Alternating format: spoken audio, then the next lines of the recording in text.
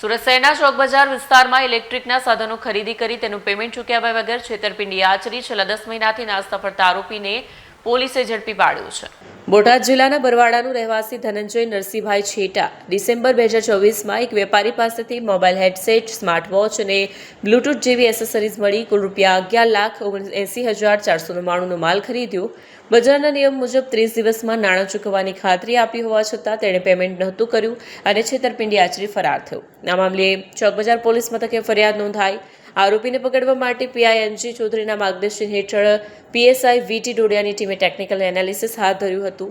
પોલીસની ટીમ દર્શનાર્થી બનીને આશ્રમમાં પહોંચી। મહારાજ શ્રી પુરુષોત્તમ લાલજી મહારાજ આનંદ આશ્રમમાં જ્યાં તે નામ બદલીને રહેતો હતો તપાસ કરતા જાણવા મળ્યું કે લાલો નામનો વ્યક્તિ ગૌશાળામાં સૂતો છે। પોલીસે મોકો જોઈ ગૌશાળામાંથી જ ઊંઘતી હાલતમાં ધનંજયને ઝડપી પાડ્યો।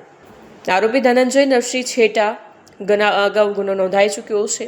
2016માં વરાછા પોલીસ મથકે કલમ 406-420 હેઠળ છેતરપિંડીનો ગુનો નોંધાયો હતો, જ્યારે હાલ ચોક બજાર પોલીસ સ્ટેશનમાં BNS 2023ની કલમ 318(4) મુજબ ગુનો દાખલ કરી ઝડપી પાડ્યો હતો।